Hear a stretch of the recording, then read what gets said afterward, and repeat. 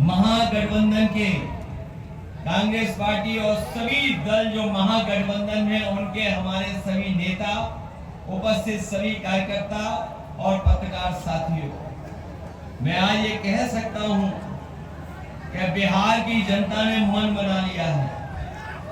मैं जब से चुनाव में घूम रहा हूं, चुनाव में बिहार के में मैं देख रहा हूं जनता के बीच में एक विशेष उत्साह और लगाव तेजस्वी के लिए दिखाई दे रहा है।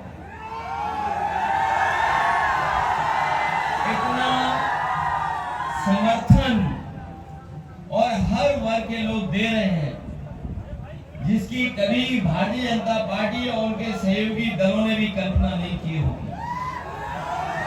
अभी जब मैं कौशल जी को सुन रहा था तो वो याद दिला रहे थे कि भारतीय जनता पार्टी ने किस तरीके से जनता में ये कहा कि इस बार वो 400 पार करेंगे। चुनाव से पहले ही कहने लगे थे 400 पार, और जनता को लगा कि अगर 400 पार हो गए तो भारत का संविधान जो बाबा साहब भीमराव अंबेडकर जी ने दिया है, जो संविधान हमारा संजीवनी है, जो संविधान हमारा मान सम्मान रखता है, जो संविधान हमें हक दिलाता है, अगर ये 400 पार हो गए तो ये बाबा साहब भीमराव अंबेडकर जी का संविधान बदल देंगे। जब आज बिहार में हम लोग देखते हैं तो वही बीजेपी के लोग जो 400 पार कह रहे थे, अभी वोट नहीं पड़ा है, वोट पड़ने से पहले क्या संख्या बता रहे हैं, वो खुद तो बोल ही रहे हैं। उनके सहयोगी जो मोदी गोदी मीडिया है वो भी बोल रहा है। हालांकि सब मीडिया वाले खराब नहीं हैं, और ये जो हमारे आपके सामने खड़े ये भी खराब नहीं है। इनके तार जहां से जुड़े हुए हैं, हेड ऑफिस के पीछे जो तार जुड़े हुए हैं वो ज्यादा खराब है। लेकिन मैं पत्रकार साथियों का भी चेहरा पढ़ रहा हूं, ये भी जानते हैं कि इस बार बदलाव होने जा रहा है। ये लोग 400 पार कह रहे थे, यूपी की जनता ने उन्हें ढेर कर दिया इस बार, और ऐसे ऐसे लोग हारे जिनकी आप कल्पना नहीं कर सकते। ये बीजेपी के लोग कहते हैं वैकेंसी नहीं है, 2047 तक। मैं उन्हें कहना चाहता हूं, इस बार बिहार की जनता ने तय कर लिया है कि वैकेंसी कर करके नौजवान नया मुख्यमंत्री तेजस्वी को बैठाने जा रहे हैं। और कभी आप कल्पना कर सकते हैं कि यूपी में कौन कौन हार गया। एक नेता था, याद होगा आपको, वो थार लेकर के किसानों को ऊपर चढ़ गया था, थार लेकर के चढ़ा था, उसको भी समाजवादियों ने ढेर कर दिया, चुनाव हार गए। एक हमारे साथ सांसद के बैठे हैं, रामबुहाल जी, पूर्व मंत्री, कई बार की सांसद, नाम आप जानते होंगे, सुल्तानपुर से सांसद थी मेनका गांधी जी, उनको भी रामबुहाल जी ने हरा दिया। और जो लोग कह रहे थे 400 पार, वो अयोध्या भी नहीं बचा पाए।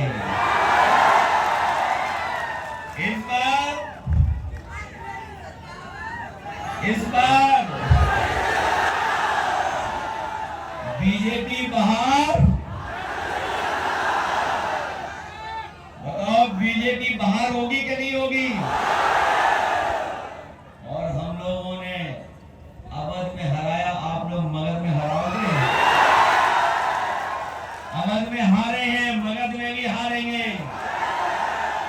और जो लोग कह रहे थे हम किसानों की आय दोगुनी कर देंगे, वो लोग खाद भी नहीं किसानों को दे पा रहे, डीएपी नहीं दे पा रहे हैं। और जो धान, जो फसल तैयार हो जा रही है, वो भी नहीं खरीद पा रहे हैं। और आपको हिसाब किताब केवल 20 साल का नहीं लेना है। दिल्ली की सरकार 10 साल और यहाँ की 20 साल, बताओ हिसाब क्या कितने साल का लेना है? 30 साल का। 30 साल का हिसाब किताब इस बार पूरा होना है। बताओ हिसाब किताब हो गया आप लोग? और जिन्होंने कभी खाद खरीदी होगी, डीएपी खरीदी होगी, उसमें कितने की चोरी हो रही है? नहीं, पहले 5 किलो था, फिर 5 किलो, कितने किलो की हो गई? 10 किलो की चोरी। और इतनी महंगाई बढ़ाई है इन्होंने, बीजेपी वालों ने, कि गरीबों का बिस्किट का पार्ले जी बिस्किट पैकेट भी इतना छोटा कर दिया। बताओ कितना छोटा कर दिया उन्होंने। बाजार में जाओ, देखो जाकर के आप, जब से बीजेपी की सरकार आई है, हमारे आपके गरीबों के पार्ले जी बिस्किट पैकेट का भी पैकेट छोटा कर दिया। केवल पैकेट ही छोटा नहीं हुआ है, बताओ डीजल पेट्रोल कहां पहुंच गया? जो लोग विश्व गुरु बोल रहे हैं अपने आप को, विश्व गुरु, जो कह रहे दुनिया में सबसे बड़ी पार्टी है, जो विश्व गुरु अपने आप को बोल रहे हैं, दुनिया की सबसे बड़ी पार्टी कह रहे हैं, अमेरिका उन्हें समय समय पर समझा रहा है। वहां के राष्ट्रपति इन्हें समझा रहे हैं समय समय पर। बताओ समझा रहे कि नहीं समझा रहे? और ये लोग जो कह रहे थे कि दुनिया में इनका डंका पिट रहा है, बताओ डंका पिट रहा है कि लोग हथकड़ी और बेड़ियां लगा के आ रहे हैं अमेरिका से। और दुख तब होता है जब देश के प्रधानमंत्री जो है, जिस प्रदेश से आते हैं, सबसे ज्यादा बेड़ियां और सबसे ज्यादा हथकड़ियां पहन करके अमेरिका से कोई बाहर निकाला गया है, तो वो गुजरात के लोग सबसे ज्यादा निकाले गए। और जब से बीजेपी की सरकार आई है, इन्होंने जो नोटबंदी में बंडल इकट्ठे किए हुए थे, बताओ नोटबंदी करके जो बंडल इकट्ठे किए थे, ये बंडल ले जा रहे हैं। इस बार बिहार की जनता न बंडल जाने देगी, न बंडल वालों को बिहार में घुसने देगी। और इसलिए कि जो लोग पैसे में लेन देन करते थे, अब यूपी का तो हमें पता है सोने में लेन देन करने लगे। बताओ सोना कितना महंगा हो गया। आप कल्पना कीजिए, यहाँ बुजुर्ग होंगे जो पुराने हिसाब किताब रखते होंगे, बताइए सोना कितने रुपए का था पहले। जो हमारे गरीब परिवार में अगर शादी होती थी बेटी की, बहन की, हम कुछ न कुछ इंतजाम कर करके उसको दे देते थे। लेकिन जब से ये बीजेपी की सरकार आई है, कोई गरीब अपनी बेटी की शादी में एक सामान भी नहीं दे पा रहा है सोने का। आखिरकार सोना किसने महंगा किया है? ये महंगाई पे नहीं बोल रहे हैं, ये महंगाई पे नहीं बोल रहे हैं, बेरोजगारी पे नहीं बोल रहे हैं। और हमें खुशी इस बात थी कि तेजस्वी जी ने प्रण लिया है कि इस बार एक एक नौजवान को रोजगार देने का काम करेंगे और हर परिवार के सदस्य को एक नौकरी दिलाने का काम करेंगे।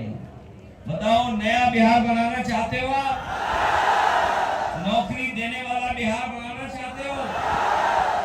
और जब तेजस्वी जी नौकरी देने लगे तो बताओ बीजेपी वाले घबरा गए थे, और घबरा करके उन्होंने षड्यंत्र कर करके, साजिश कर करके, साजिश की, षड्यंत्र की और सरकार हटा दी। कभी आपने सोचा कि सरकार क्यों हटाई? क्या कारण रहा होगा सरकार हटाने का?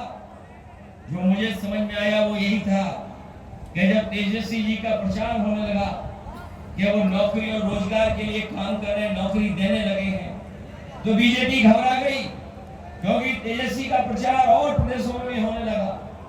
वो इसलिए घबरा गए कि अगर बिहार में नौकरी मिलने लगी तो लोग और नौजवान उनसे भी नौकरी मांगेंगे। अभी हम सुनते हैं कि बीजेपी के लोग कहते हैं नौकरी कहां से देंगे। ये बीजेपी वाले तो पूछ ही सकते हैं क्योंकि नौकरी बीजेपी के एजेंडे में कभी नहीं रही। क्या अगर जो एजेंडे में होती तो 10 साल का अपना हिसाब किताब बताते और 20 साल का यहाँ का हिसाब किताब बताते कि उन्होंने कितनों को नौकरी दी है। नौकरी दूर, हमारा नौजवान फौज में भर्ती हो जाता था, वर्दी पहनना चाहता है, लेकिन इन्होंने वर्दी पहनना भी दूर कर दिया नौजवानों से जब से अग्निवीर व्यवस्था आई। हम लोग ये व्यवस्था खत्म करेंगे, इसलिए देश बिहार की तरफ देख रहा है, पूरा देश बिहार की तरफ देख रहा है। और हमें खुशी इस बात की कि बिहार की जनता ने हमेशा देश को संदेश भेजने का काम किया। जब कभी भी देश में या राजनीति में संकट आया तो यहाँ की महान जनता ने न केवल बिहार बल्कि देश के लिए संदेश देने का काम किया। याद होगा जब राष्ट्रपिता महात्मा गांधी अंग्रेजों के खिलाफ लड़ रहे थे तो यही बिहार है जहां पर सत्याग्रह कर करके उन्होंने देश को जगाने का काम किया और उसका परिणाम यह हुआ कि अंग्रेजों को भारत छोड़ करके जाना पड़ा। आपको याद होगा इसी धरती से अद्भुत लोग निकले हैं, महापुरुष लोग निकले, भगवान निकले। भगवान बुद्ध भी इसी धरती से निकल करके उन्होंने दुनिया को संदेश देने का काम किया। भगवान महावीर भी इसी धरती से निकले जिन्होंने दुनिया में अहिंसा का रास्ता, अहिंसा का संदेश देने का काम किया। जननायक कर्पूरी ठाकुर जी भी यहीं से निकले और लालू प्रसाद यादव जी भी इसी धरती से निकल करके उन्होंने देश को जगाने का काम किया, सामाजिक न्याय की लड़ाई को आगे बढ़ाने का काम किया। इसलिए पूरा देश आपकी तरफ देख रहा है और अगर देश में कोई परिवर्तन ला सकता है तो यही हमारी बिहार की जनता परिवर्तन ला सकती है। बताओ बदलाव लाओगे? और हम तो आपके बीच इसलिए आए हैं, आप यहां से भगाओ बीजेपी को, हम यूपी में भगा देंगे। भगाओगे बीजेपी को? और जो बीजेपी के चुनावी दूल्हा हैं अब उन्हें याद नहीं रहता कुछ, अब वो भी महसूस कर रहे हैं, वो भी जान गए हैं कि उनको कोई मुख्यमंत्री नहीं बनाएगा। इसीलिए आपने देखा होगा वो जान गए कि अब माला उनके गले में कोई नहीं डालेगा, तो इसीलिए वो दूसरों के गले में माला डाल रहे हैं। इसलिए सावधान हो कि नहीं सावधान? आप लोग सावधान हो इस चुनाव में। आप लोग नौकरी रोजगार के लिए मदद करोगे तेजस्वी जी की, और फिर नया जो मुख्यमंत्री नई उम्र का बनेगा वो नए लोगों की चाहत क्या है, नए लोगों की लड़ाई क्या वो समझता है। इसलिए तेजस्वी की मदद करिए। मुझे याद है जब मैं मुख्यमंत्री था तो मैंने वहां पर नौजवानों को लैपटॉप बांटने का काम शुरू किया था और बड़े पैमाने पर नौजवानों को लैपटॉप दिया था और उसका परिणाम यह हुआ कि नौजवान पढ़ाई में भी आगे बढ़ने लगा, दुनिया से जुड़ करके वो अपने रोजगार और काम करने लगा। लेकिन ये भारतीय जनता पार्टी की सरकार आई, उन्होंने वहां लैपटॉप ही बंद कर दिया। और लैपटॉप इसलिए बंद किया क्योंकि जो हमारे जो मुख्यमंत्री हैं उन्हें लैपटॉप चलाना नहीं आता। बताओ नई पीढ़ी के लोग नए जमाने के साथ चलने के नहीं चल रहे हैं। जो जानकारी हासिल करना चाहते हैं, बताओ मोबाइल पे जानकारी हासिल हो जाती कि नहीं हो जाती? सामान खरीदना हो तो वहां से हासिल कर लो जानकारी। और कई शहरों में तो खाना मंगाना हो तो खाना भी मंगा लो। बताओ नई पीढ़ी को नई सोच के साथ आप मुख्यमंत्री बनाना चाहते हो कि नहीं बनाना चाहते हो? इसलिए मदद करिए। और जहां तक सवाल लॉ एंड ऑर्डर का है, हम आपको भरोसा दिलाते हैं कि जिस तरीके से उत्तर प्रदेश में हम लोगों ने पुलिस के लिए इंतजाम किया था और ऐसा इंतजाम किया था कि हमारे गरीब गांव में रहने वाले लोग, उनके ऊपर संकट आ जाए, कोई परेशानी आ जाए, कोई झगड़ा हो जाए उन्हें थाने न भागना पड़े, और अगर वो फोन मिलाए तो 5 और 10 मिनट में पुलिस आए और उनकी मदद करे, ऐसा इंतजाम हम लोगों ने किया था। वो देश का उदाहरण बना। जो पुलिस को हमने इंतजाम दिया था, नई गाड़ियां दी, थाने अच्छे किए, उनका हेडक्वार्टर ऐसा बनाया, जब होम मिनिस्टर वहां पहुंचे तो ऊपर नीचे दाएं बाएं आगे पीछे देख रहे थे, ताज्जुब कर गए कि उत्तर प्रदेश में ऐसा भी पुलिस का हेडक्वार्टर हो सकता है। और ये बात हमारे पत्रकार साथियों अपने मित्रों से जानकारी कर लेना जो लखनऊ में होंगे, और नहीं तो गूगल करके देख लेना। पुलिस को हम लोगों ने आधुनिक बनाया, और हमारे उत्तर प्रदेश में लखनऊ में और आसपास हेड कांस्टेबल इनोवा में चलते हैं। बताओ बिहार में किस पे चलते हैं? सुनने में आया है थाने में जाओगे तो जेब खाली कर दी जाएगी। ये बेकार किसने व्यवस्था की है? बीजेपी ने की है। इसलिए भ्रष्टाचार इन्होंने बढ़ाया, बेईमानी बढ़ाई, और अब क्या कह रहे हैं जब सरकार उनकी बनने वाली नहीं है। ये बीजेपी वाले झूठे हैं कि नहीं झूठे हैं? याद कीजिए, कब रुपए बंद किए थे, नोट बंद किए थे इन्होंने, और नोट बंद करके ये कहा था भ्रष्टाचार खत्म हो जाएगा। बताओ भ्रष्टाचार नहीं खत्म हो गया?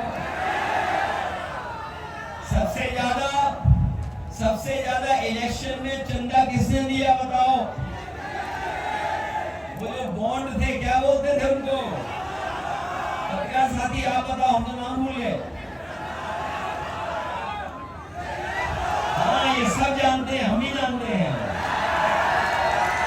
बताओ किसने इकट्ठे किए सबसे ज्यादा? क्या बीजेपी कह रही थी कि नोटबंदी हो जाएगी तो भ्रष्टाचार खत्म हो जाएगा, और अब जब उन्हें पता लग गया है कि उनकी सरकार नहीं बनने वाली है, तो बताओ 10,000 रुपए देने खुश लोग अकाउंट में। आप लोग चेक करना कहीं आपके अकाउंट में तो नहीं आ गया।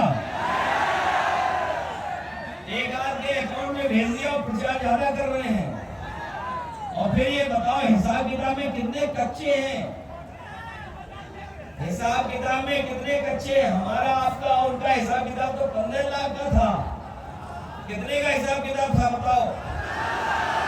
और 15 लाख में तो अभी तो 10,000 रुपए आए हैं। कितना बकाया है बताओ?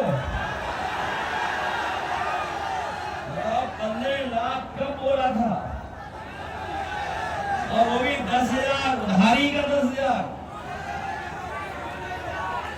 और तब जब जाने वाले हैं, और आपने पटना का वो शो देख लिया होगा, उस शो में तो जो है चुनावी दूल्हा, उनको शो ही नहीं किया इन्होंने। बताओ कहीं चुनावी दूल्हा को शो किया रोड शो में? इसलिए आप लोग मदद करना। तेजस्वी काम करने वाले हैं, बिहार को आगे बढ़ाने वाले हैं, नौकरी देने वाले हैं, बिहार को खुशहाली के रास्ते पे ले जाने वाले हैं। इस बार नौजवानों का पलायन रुकेगा, बीजेपी का पलायन बिहार से होने जा रहा है। इस जिले में मुझे खुशी है इस बात की कि बीजेपी वालों ने तो जीएसटी कानून लाकर के महंगाई बढ़ा दी, और महिला विधेयक लाए थे, कह रहे थे कि हम महिलाओं को आगे बढ़ाएंगे, महिलाओं को ज्यादा सीटें देंगे। हमें खुशी है कि इस जिले में अगर कोई आगे बढ़ा रहा महिलाओं को, तो ये महागठबंधन है। इस जिले में सबसे ज्यादा हमारी माताएं बहनें चुनाव लड़ रही, आदि आबादी को कोई भी पहचान दे रहा है तो महागठबंधन दे रहा है। मुझे पूरा भरोसा है कि जिस समय आप लोग वोट डालने जाएंगे, आप लाइन को नहीं भूलेंगे, महागठबंधन को नहीं भूलेंगे। भूलोगे तो नहीं महागठबंधन को, लाइन को नहीं भूल जाओगे। ये हमेशा साथ देगी आपके लाइन में।